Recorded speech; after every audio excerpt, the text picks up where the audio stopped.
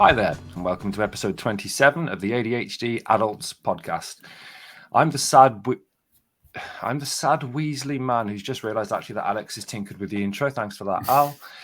I'm James Brown, co-founder of ADHD Adult UK, and as usual, I'm joined by a man who one day will go far, hopefully very, very far, and never return, Dr. Alex Connor. Alex, hi. Servus, humilibus, dominis spectabilis, James. What?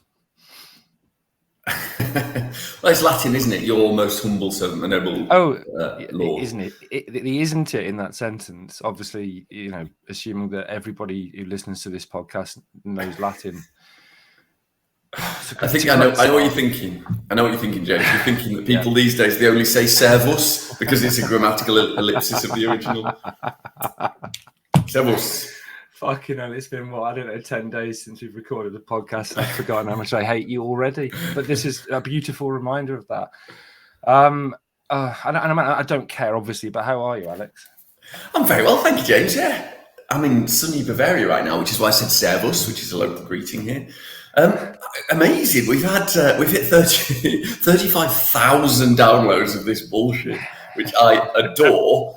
And so from so many parts of the world, I wanted to share with you a letter we've been sent from Robert from Kidderminster. Can I before we do? Yeah. Can I ask? Do you have an exit plan for this bit? Because he's 91, as you know, and at some point, yeah. I do not. Anyway, I've been sent a letter, Robert from Kidderminster. It says, "Dear Alex, long-time listener, first-time letter writer," and the letter says. It says James didn't have COVID, he had a cold and wanted to be part of the cool kids. Bit harsh, but thank you, Robert. Thanks, Robert Dad. from Kidderminster. I have a real email. I won't name them because we didn't ask permission, which we always forget to do, but we should. And it says, "Hi, I was diagnosed with ADHD 2 weeks ago. Wow, welcome to the tribe. And started looking for more information. I found your podcast and just wanted to say that even after the first 4 episodes, it's made a massive difference to my understanding and the way I feel about myself and my symptoms. So thank you. It feels like there's not a massive amount of UK-based information out there. So you guys have really made a difference." We get loads of these, don't we, James, and we read them all and we love them. Yeah, thank you. We do. Can I just point out that Robert from Kidderminster said I had COVID. I've still got it, and Alex has forced me to do this podcast, even though I feel really, really poorly, which gives you an indication of the institutional bullying that goes on within the charity that we run. That I'm having to turn up on the day where I'm very ill. See, somebody in the background agrees. So apologies. But anyway, as usual, this complete omni-shambles of a podcast is delivered as a tragedy in 3 parts. We choose a theme. In the last episode, we talked about the hyperkinetic elements of ADHD, such as tics. And this week, we're talking about something that so many of us go through, and lots of people have got in touch to ask about, and that's a difficult adjustment to being diagnosed with ADHD because it's a massive challenge to our identity.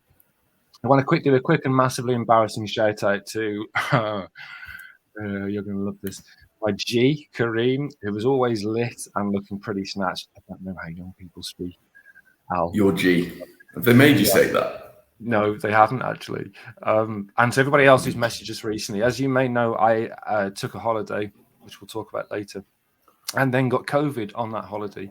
So we've been shitter than usual on social media. Twitter's obviously been exactly as shit as it usually is because Alex runs that part of that empire and nothing else, of course. I jest. He makes the tea when we infrequently meet. I'd also just like to say a quick Giagwitch to our Irish listeners. Alex, don't just leave that. Please. Could I do it? No, you can't. Just leave that. Okay.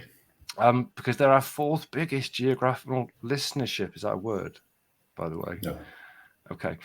And to be fair, I'm amazed that anyone outside of our families listens.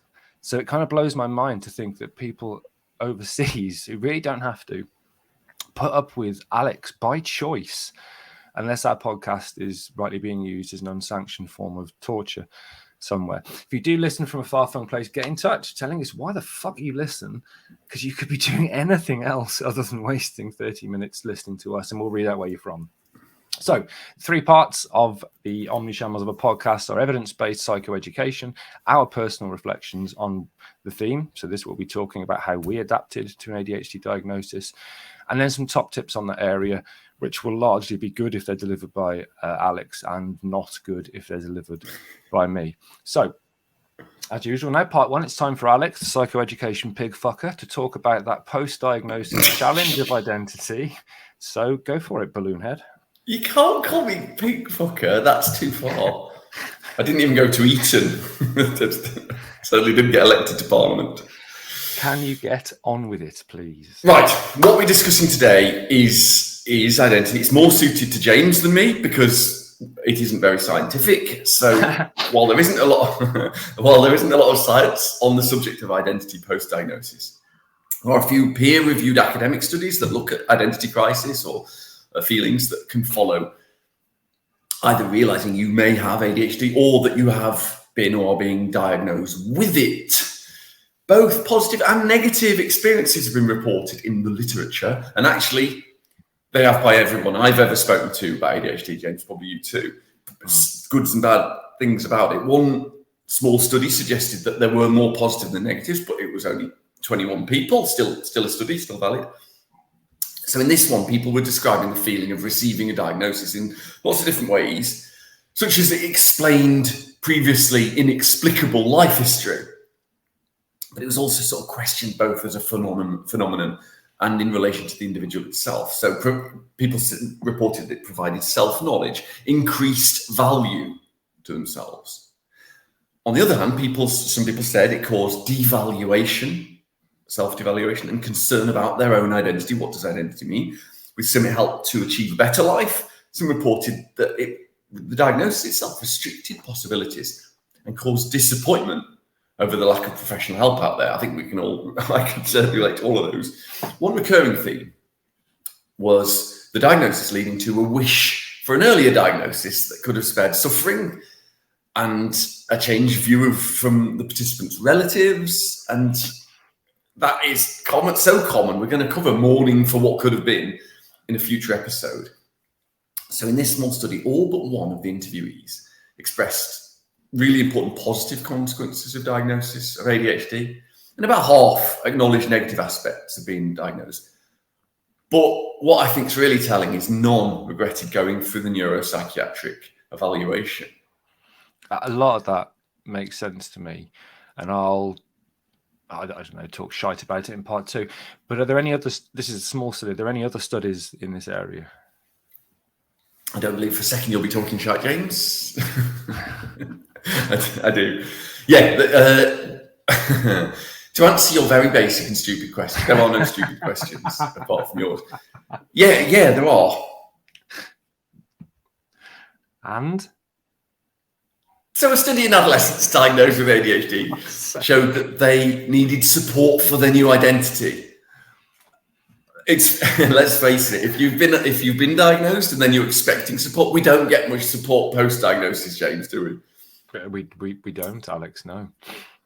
There was another study that was in children, adult ADHD UK, where there was a study in children, which may have included James, as he has a reading age of 8, showed that there was a lack of clear understanding of ADHD from everyone, and also the importance of its diagnosis. I mean, we've dealt with this many times before, that diagnosed adults with ADHD, a lot of those negative factors in terms of quality of life and length of life and all those do come down to relatively normal. So the importance of diagnosis isn't clear, and yet it's huge. For some, the application of an ADHD diagnosis may affect both self-identity and self-worth positively, because it fills a blank spot in understanding of self-understanding. This wasn't the same for everybody, but in general, that was what happened. Another study, and this really gets to the nub of things, reported that in most people diagnosed in adulthood, living with undiagnosed ADHD led to, and ready yourself for this phrase, James, an accumulated psychosocial burden due to a chronic sense of failure and missed potential in many areas of life. I bet you loved reading that, didn't you? I did really like it, but it is important to think about, because I think it's hard for me, obviously, and you too. Accumulated psychosocial burden. So a chronic sense of failure and missed potential. Those are huge. I mean, a lot of today is about that, right? So some patients reported loss of self-identity.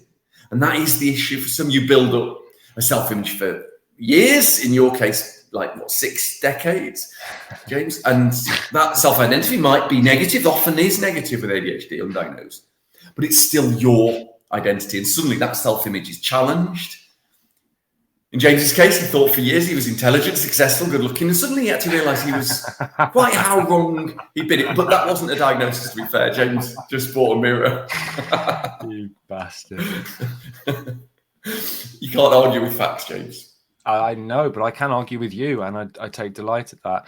I think everyone will agree that's enough of the psychoeducation monkey for 1 week. But you have brought up some really interesting stuff and some stuff that resonates with me and will resonate with the listeners that actually listen to the bits that you do in the podcast. We'll take a short break and there'll be more me, hopefully, in part 2.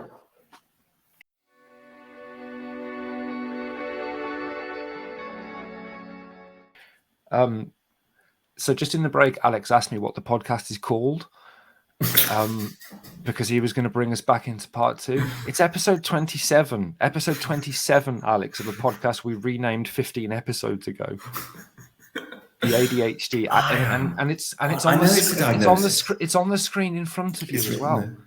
Yeah, I know this is diagnosis, but I am a fucking idiot sometimes. Right, welcome back to episode 27 of the ADHD Adults. We are talking about adapting to a diagnosis or identity. In the first part of this, we discussed psychoeducation from a monkey perspective. James, personal reflections on identity. Yours was relatively more recently than mine, your diagnosis. So kick us off. It was, yeah. So I got diagnosed now, what was it? I don't know, 14 months ago. And separate to that, but it is leading towards the same point. I recently started counselling, and you know, Alex, I've been massively resistant to counselling for years. So shout out to amazing Jenna, who's made me cry more times than you, Al. So you've got to up your game. And I've realised a lot about my self-identity, my self-loathing, the utter hatred of the way I look and speak and act. But I tell you what, I fucking embraced my ADHD diagnosis like the big warm hug that I'd needed for many years. 60 years.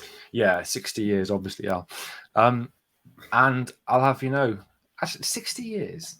I'll have you know, my recent birthday, when I told a friend I was 46, they nodded in it and accepted it. And if anything, they were slightly surprised that I wasn't older. You're 47. Oh, fuck, I've made the same mistake you did.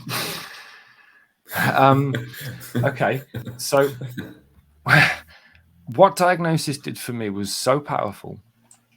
And I completely understand that I see ADHD as a disorder. I'd give it up tomorrow if I could. I don't see positives of it, etc. But if you focus on the change in identity and the diagnosis and not the disorder itself, what it allowed me to do, which was most powerful, was to drop baggage. I mean, drop huge baggage. Am I really unreliable?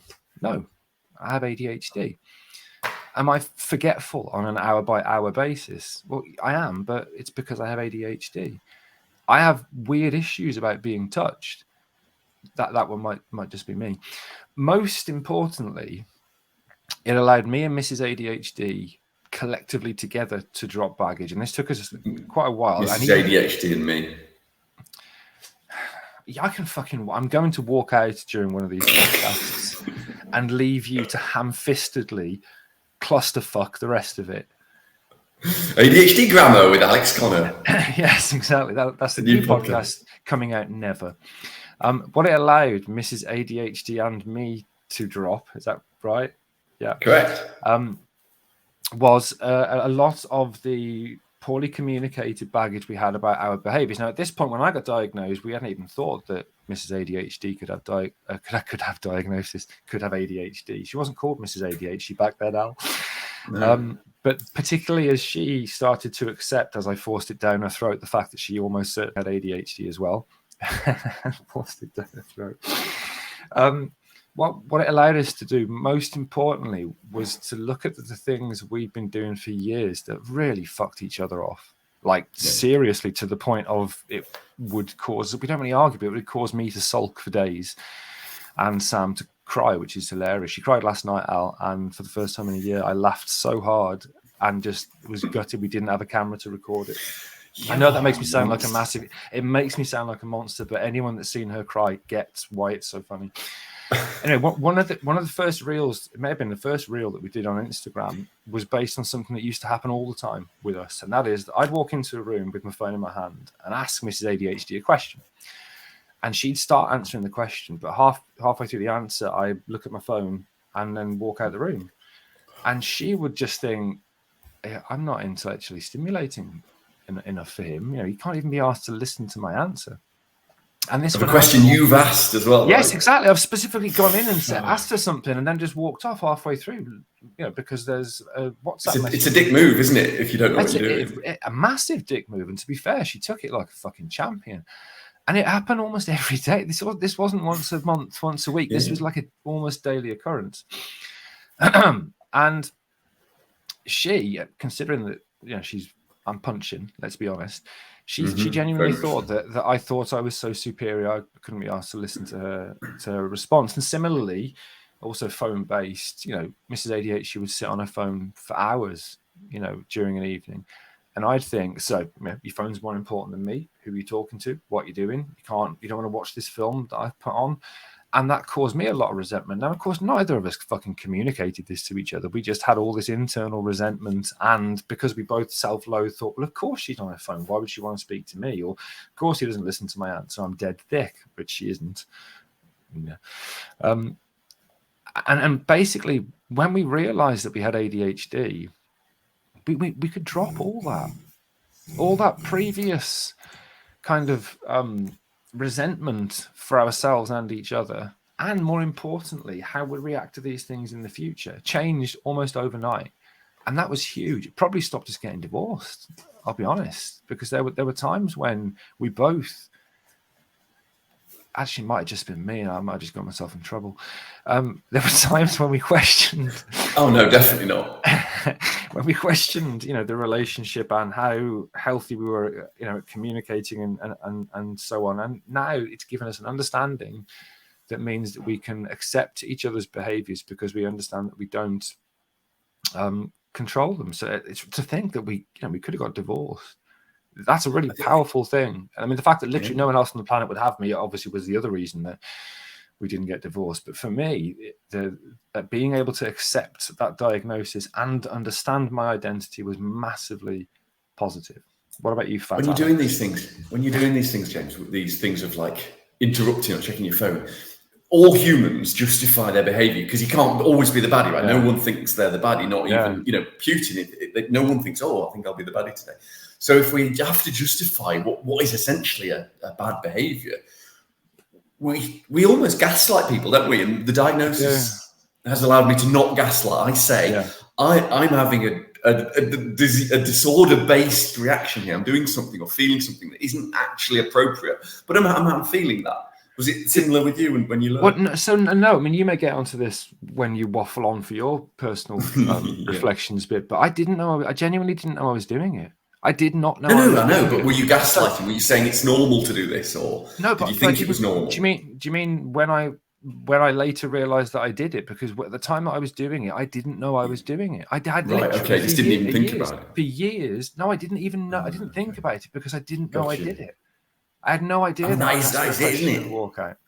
Exactly. One of the reasons why a lot of ADHD relationships don't last is because either we gaslight or we don't know because we're not that self-aware.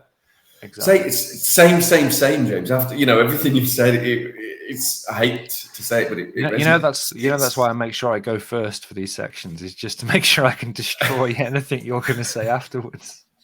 It's fair. I like it. Okay, I was when we think about these, we actually think about this before we record. Would you believe? But I wrote down words: relief, shame, guilt, resentment, bitterness, belonging to a tribe. Weird stuff getting a diagnosis. This is a disorder for me, same as you. Just quickly, what else would you have written down? What if I? You still wrote down words. Just words, yeah. Then it's still like individual words, like bullet points, rather than a sentence. Okay. this is a disorder. It's given me this podcast, which has been so wonderful for me, for my mental health, getting to develop a genuinely meaningful friendship with Robert from Kidderminster. But my actual diagnosis came quite a few years ago, and it didn't hit me. I didn't have a crisis because I didn't tell anyone for years. Not really. I told you, but almost no one. Didn't declare it, didn't tell family. I was embarrassed and ashamed of the diagnosis. I don't think I even accepted it myself. I think I am responsible for driving the stigma of ADHD as well as everyone else's. I questioned its validity in general as a concept. And I certainly felt that even if it was valid, ADHD as a concept, I haven't got it even with diagnosis. I felt I was using it as an excuse for just being a shit human. James. More recently, though, I have to say this out loud. Because of the help you've given me, James, I'm now very, very good at talking to people about my ADHD. And I've worked with so many other people more recently diagnosed. I've started to value the diagnosis as arguably one of the single most important factors for my positive way of life. I value it very highly indeed. So I've got a negative and a positive on Google Docs, as you well know, James. Yes. And it says here, the main negative for me is that I am a massive bellend who can't complete simple tasks and who is probably a virgin. You've changed what I wrote, and you haven't left what I wrote, and I can't remember what it was I wrote. You can't argue with it though, Al, can you? Other than the fact that you've got loads of kids. Negative's a tricky one because, and I think we're going to deal with missed opportunities, because you could argue the only negative is that I wasn't diagnosed sooner. The negative being external, environmental, maybe the fact that the stigma around it led me to question the validity of ADHD and its diagnosis. The positive for me of the diagnosis, the main one, there's probably 100, but the main one, apart from being part of this tribe, and I love them, is that I can now predict what environment isn't going to work for me today. You know, if you got to do this, and I know that isn't going to be my fault. I can plan it and say, I'm not going to be able to do that. And if that is forced upon me, there's going to be an inappropriate emotional reaction. And it isn't my fault. James, it was like when you hugged me all those times and you kept rocking me and saying, it's not your fault, it's not your fault. Do you remember? And I was Matt Damon, I was good at maths, and you were that Mork for Mork. I forgot what I was saying. It's the only reason that you know that cultural reference point, because it involves A, maths, and B, because it's set in a university, Alex. I thought it was a beautiful mind when I started watching it. It was a bit disappointing. All right. Thanks for sharing that and for giving me credit, which is hard for you. I know that's really difficult. Oh, God. I feel sick. It's like inner strength that I didn't think you had. But I think there's a lot in there that's important, because I really just focused on the positive, and I didn't have negatives, but people will have both. And I think it's going to be helpful for people to understand that there are a range of different reactions to this change, this massive change in identity that we have. We've just got time for another edition of the game that no one really knows the score of anymore, to be honest. I think the score is probably unimportant, and that is what's James lost, mislaid, or forgotten this week. So 9-15, I think it is. 9 out of 15. I think so. We shall see. So, as you know, I recently went to Ibiza, and as with my last 4 holidays, my ADHD completely fucked it up. And we hired a villa, Al, and I left that villa, I think, for 3 hours during the entire 7 days, and at one point stayed in my room for 2.5 days. So it was a great holiday, but. You still managed to get COVID. The only man in the world to give COVID to himself. In the 3 hours that I went out and watched the football game, I caught COVID, it appears.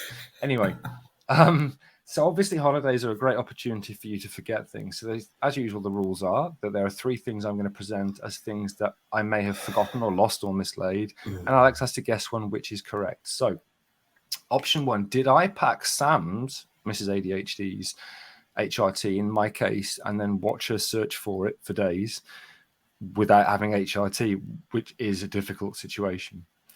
Option 2, hilarious about it. Yeah, you've seen her cry. Have you seen her cry? No, I wouldn't laugh. Mate, everybody laughs, Alex. Everybody laughs. Jesus. Option 2, Did I wear a new pair of high tops that I bought myself for my birthday, and go on a 2.5 hour hike, but forgetting to put on the plasters that I bought because I thought new high tops, they're going to rub my feet. I'll take plasters, but didn't put them on and ended up with blisters all over my feet. And option 3, did I forget both my currency, which I'd got beforehand, and my bank card, and therefore didn't contribute financially to any aspect of the holiday? 1, 2, or 3. This is good. These are good ones. Right then, continuing my strategy of unfair insults. I think that Sam would have checked your bags for HRT, because if worst case scenario, she could have used your HRT. Good one. I think that it isn't plasters because you've never walked anywhere in your life. So I'm saying currency and bank card, that's what you forgot. Okay, and you're wrong. Oh, the correct answer is the high tops. The only time I did leave the villa was to go for a walk with my mate Frankie, and I knew I was going for a walk with his dog, so I thought I'll put my new high tops on, and forgot to put on any of the plasters, which I knew would prevent the now probably 17 blisters I've got on my feet from a 2.5 hour hike, which was followed by watching a football match. Yes, Alex. What are high tops? You know, like the canvas trainers that go up a little bit to your ankle. Yeah. You don't know what high tops are. Is that high tops? Yeah. I'm sure you. They're just a big pump, are they? So it's so hard working with you. Why are we friends? Why are we friends? What? Let's not open that. Jesus. So at the end of that, must when the devil drives. At the end of that round, which again you've lost, and we're not sure the score. Alex thinks it's 9 out of 16 now. 16. We'll go with that because it's still, I'd say, below average. And we will be back after the break for some top tips, most of which will probably be terrible. See you in a bit. All right.